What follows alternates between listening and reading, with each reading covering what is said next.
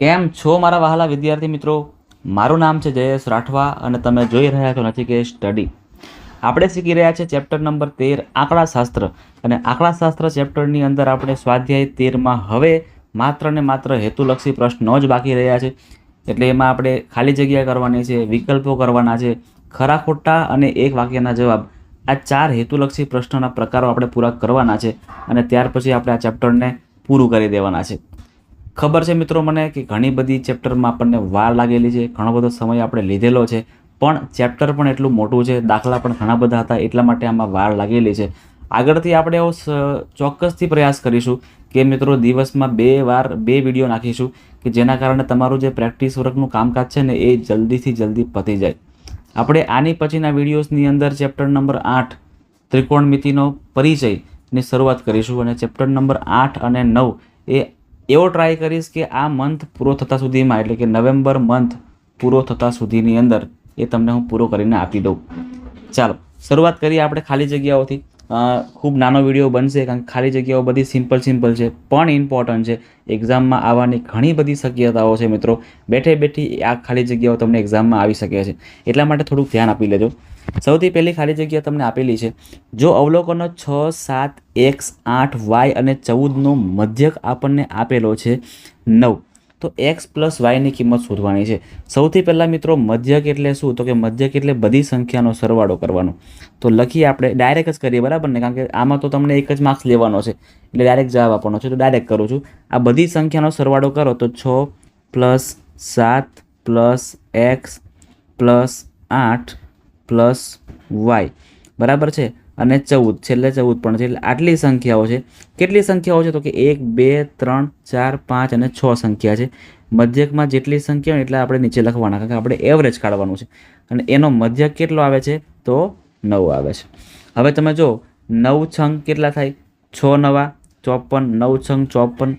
હવે આ બધી સંખ્યાનો સરવાળો કરો તો 6 ને 7 13, 13 ને 8 કરજો તો 21, 21 ને 14 કરો તો 35, 21 ને 14 કરો તો કેટલા આવશે? 35 આવશે. 35 પ્લસ આ એક્સ અને વાયનો પણ સરવાળો ગોતવો પડે, એટલે એક્સ અને વાય. આપણે એક્સ અને વાય શોધવું છે એટલે 35ને બરાબરની પાછળ જવા દઈએ તો 54 - 35 બરાબર એક્સ પ્લસ વાય. તો 54માંથી 35ને માઇનસ કરો એટલે 14માંથી 5 જાય તો 9 વધે, અને 5માંથી 4 3 નહીં જાય, 4માંથી 3 જાય તો 1 વધે. સો એક્સ પ્લસ વાયની વેલ્યુ આપણને મળે છે 19, જે આપણને શોધવા માટે કીધી હતી. બરાબર છે મિત્રો, આ આપણો જવાબ થશે 19, આપણો જવાબ થશે. નેક્સ્ટ ખાલી જગ્યા જુઓ, પ્રથમ n પ્રાકૃતિક સંખ્યાઓનો મધ્યક. આ એક સૂત્ર છે, આ એક સૂત્ર છે કે જ્યારે પ્રથમ કોઈ n પ્રાકૃતિક સંખ્યાનો મધ્યક શોધવો હોય ને તો n + 1/2. આ એનો સિમ્પલ ને શોર્ટકટ જવાબ છે, n + 1/2. તમને એવું પૂછે ને કે પ્રથમ n એકી સંખ્યાઓનો મધ્યક, તો n + 2/2. આવું તમારે મૂકીને સૂત્ર બનાવવાનું છે. પ્રથમ n પ્રાકૃતિક સંખ્યા એટલે કે ક્રમસર સંખ્યા છે, 1 પછી 2 પછી 3 પછી 4 એવી n સંખ્યા હોય તો આનો સરવાળો કરવો, મધ્યક મેળવવો હોય તો n + 1/2. આ એનું સૂત્ર આવશે. ચાલો આગળ વધીએ છીએ મિત્રો, આપણે આગળ વધીએ છીએ.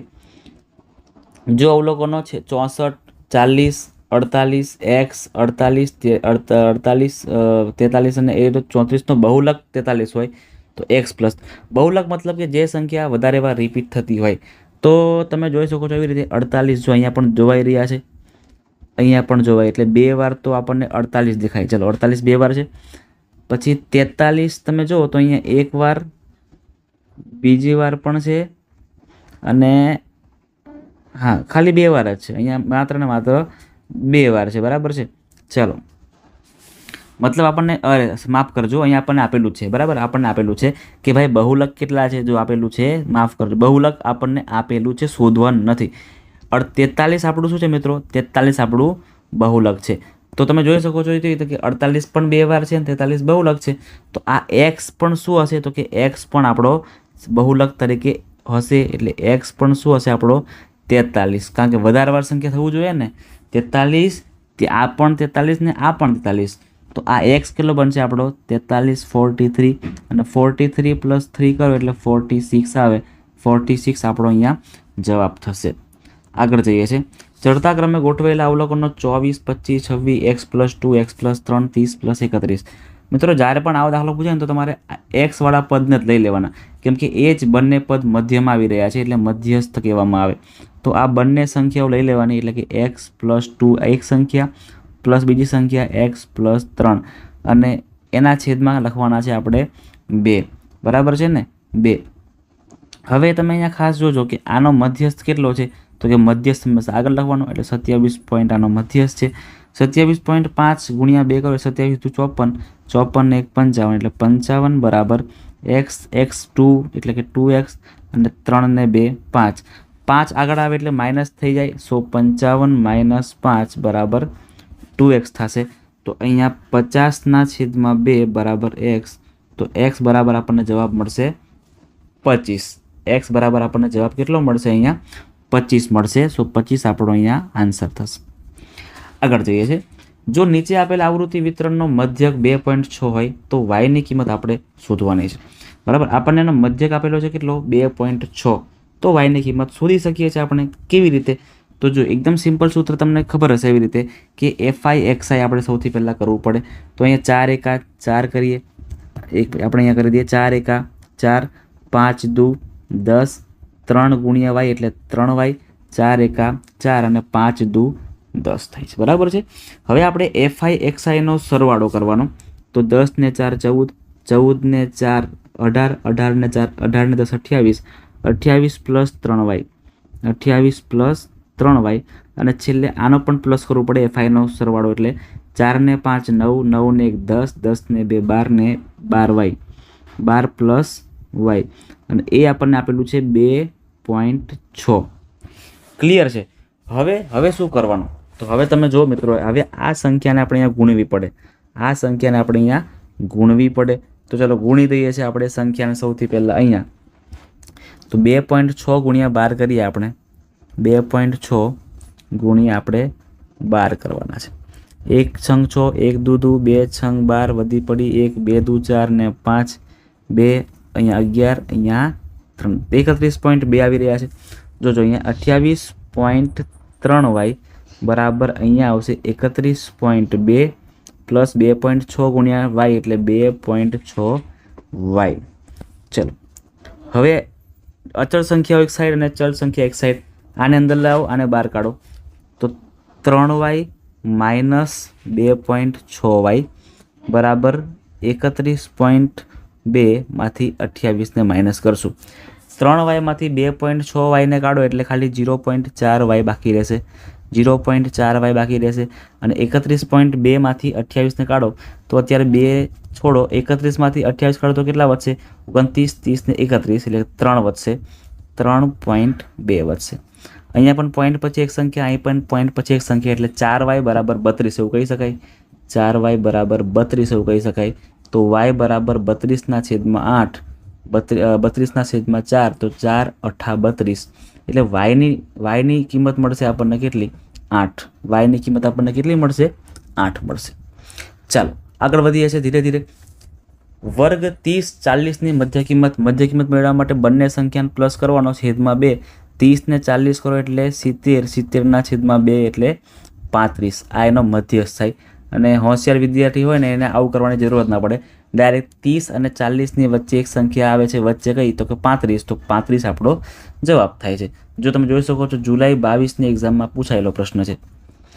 આગળનો ક્વેશ્ચન, જો કોઈ આવૃત્તિ વિતરણ માટે સિગ્મા FI XI બરાબર 245 અને સિગ્મા FI બરાબર 100 હોય તો તમને ખબર છે કે x બારનો સૂત્ર જ આપેલું છે આપણને કે x બાર બરાબર સિગ્મા FI XI ના છેદમાં sigma FI. Sigma FI XI આપણને આપ્યું છે 245 અને સિગ્મા FI આપ્યું છે આપણને 100. આના છેદ ઉડાવો એટલે 245 થાય અને 2 0 છે એટલે અહીંયા પોઈન્ટ આવી જાય એટલે 2.45 આપણો જવાબ થાય. આ પણ માર્ચ 22ની એક્ઝામમાં જ પૂછાયેલો પ્રશ્ન. સૂત્ર જે વિદ્યાર્થીને આવડતું હશે ને એ આને ઇઝીલી સોલ્વ કરી શક્યો હશે. તેના પછીનો ક્વેશ્ચન જુઓ, 20 અવલોકનોનો મધ્યક 18 છે. બરાબર છે. આ દાખલો જોરદાર છે. જોજો આ દાખલો બહુ મજા આવ્યો છે કે ભાઈ 20 અવલોકનો છે અને 20 અવલોકનોનો મધ્યક 18 છે. એટલે આપણે કહી શકીએ કે અહીંયા 18 બરાબર આ જે મધ્યક છે અહીંયા 20 હશે અને છેદમાં કેટલા હશે? અહીંયા 20 છે, બરાબર છે। અહીંયા 20 સંખ્યા આપેલી હશે, સમજો અહીંયા કેટલી સંખ્યા આપેલી છે આપણને, 20 સંખ્યા આપણને આપેલી હશે અને એનો મધ્યક કેટલો છે, 18 છે। હવે જો દરેક અવલોકનને દરેક અવલોકનને 2 વડે ગુણી પરિણામમાં 7 ઉમેરવામાં આવે, અહીંયા જે દરેક અવલોકનો છે, દરેક અવલોકનને 2 વડે ગુણવામાં આવે અને ત્યાર પછી પરિણામમાં 7 ઉમેરવામાં આવે તો જે આપણને મધ્યક મળે છે એ કેટલું મળે છે। ચલો સૌથી પહેલાં આપણે એક કામ કરી લઈએ કે આ જે સંખ્યાઓ છે, આ સંખ્યાઓનો સરવાળો કેટલો થતો છે, તો આનો ગુણાકાર કરવો પડે। 18 દુ 36 એટલે 36 360 બરાબર આ જે કુલ છે ને 20 અવલોકનો, એ 20 અવલોકનો અહીંયા છે। હવે મિત્રો આ 20 અવલોકનોને આપણે 2 વડે ગુણીએ છીએ, ક્લિયર છે, બધાને આપણે 2 વડે ગુણીએ છીએ। સમજો એકને 2 વડે ગુણું છું એટલે બધી ડબલ જ થાય છે, બરાબર ને। સમજો કે આ 2ને 2 વડે ગુણું તો ડબલ જ થઈ જાય, બરાબર। 3ને 2 વડે ગુણું તો 3 દુ 6 એ 3 પણ ડબલ થઈ જાય। એટલે અહીંયા વાળી બધી સંખ્યાઓને 2 વડે ગુણશું તો ડબલ થઈ જશે, આ ડબલ થાય તો પછી આ પણ ડબલ જ થઈ જાય। તો 360ના ડબલ કરો તો 720, બરાબર। આ આપણને 9 મળશે, આ આપણને 9 મળશે અને પરિણામમાં 7 ઉમેરવામાં આવે। પાછા પરિણામમાં કેટલા ઉમેરવાના છે, આપણે અહીંયા 7 ઉમેરવાના છે, 7 ઉમેરવાના છે તો શું આવશે, ચલો આપણે કરીએ। અહીંયા 7 ઉમેરતા શું આવે છે એ કરીએ। હવે જો મિત્રો અહીંયા જો 720 આપણને મળી ગયા, કેટલું પૂરું કર્યું આપણે, તો કે ભાઈ 2 વડે ગુણ્યા। હવે આગળ જોજો, હવે પરિણામમાં પાછા 7 ઉમેરવાના છે, બરાબર। પહેલાં આપણે અહીંયા ડબલ કર્યા, ગુણ્યા 2 કરી એટલે બધી સંખ્યાને 2 વડે ગુણ્યા એટલે આ પણ ડબલ થઈ ગયું। હવે અહીંયા વાળી જે સંખ્યા આપણને મળી એ બધી સંખ્યાઓ, સમજો કે અહીંયા એક સંખ્યા પ્લસ બીજી સંખ્યા, બરાબર, ત્રીજી સંખ્યા, ચોથી સંખ્યા, એ રીતે બધી સંખ્યામાં ફરી 7 ઉમેરવાના છે। કેટલી સંખ્યાઓ છે અહીંયા, 20 સંખ્યાઓ અને 20 સંખ્યાઓમાં 7 ઉમેરવા જઈએ આપણે તો 20 ગુણ્યા 7 મળે એટલે 140 મળે, બરાબર છે। એટલે 720માં ફરી આપણે પાછા આમાં જે 7 ઉમેર્યા એટલે કે 140 કરો પ્લસ 4 ને 2 6 અને અહીંયા 860। હવે 860 છે એનો નવો મધ્યક મેળવવાનો છે, સંખ્યા તો 20 જ છે, 20 ચોક 80 60, 20 તરી 60, મતલબ કે નવો જે મધ્યક આવશે ને કેટલો આવશે, 43 આવશે। 43 મિત્રો આપણો અહીંયા જવાબ થાય છે। ચાલો આગળ વધીએ છીએ। જો કોઈ આવૃત્તિ વિતરણ માટે મધ્યસ્થ બરાબર 15, x બાર બરાબર 18 તો z બરાબર શું આવશે। ચલો તમને મિત્રો એના માટે સૂત્ર એક ખબર હોવી જોઈએ, બરાબર છે। મધ્યક અને બહુલક માટેનું એક જોરદાર લેવલનું સૂત્ર છે, એ તમને મિત્રો જો જોરદાર રીતે યાદ પણ કરાવી દઉં છું। જોજો z સૌથી પહેલાં મિત્રો તમારે z મૂકવાના, શું મૂકવાના તમારે સૌથી પહેલાં z મૂકવાના છે। z મૂક્યા પછી તમારે મધ્યસ્થ અને મધ્યકની ગોઠવણી કઈ જગ્યાએ કરવાની છે એના માટે મિત્રો એક ટ્રીક છે, એ હું તમને એ ટ્રીક અત્યારે સમજાવું છું।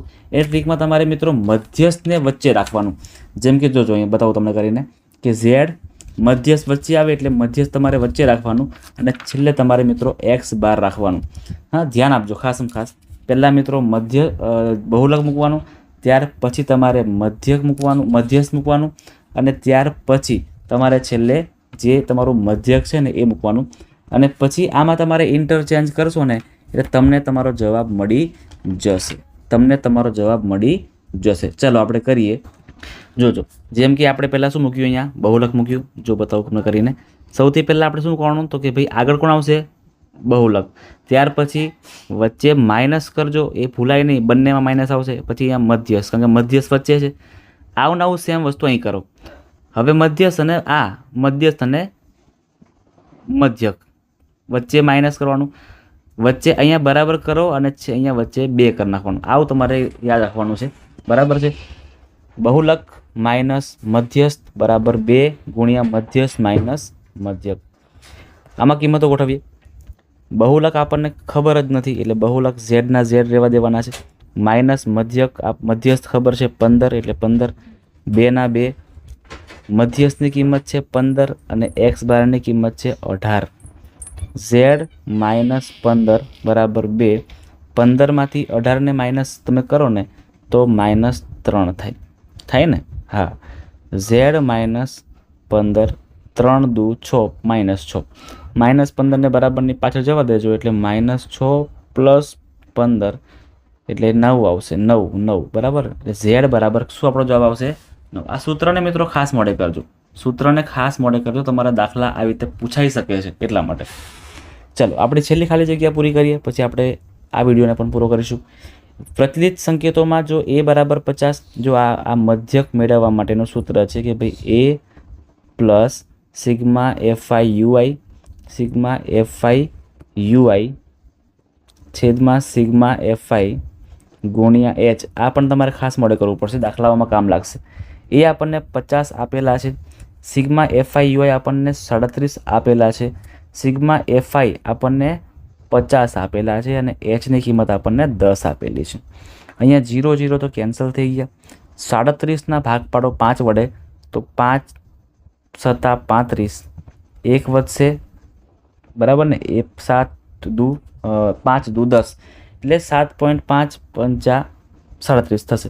અને 50 પ્લસ 7.2 કરવાના આવે, 50 પ્લસ આપણે 7.2 કરશું એટલે 57.2 આપણો જવાબ થશે.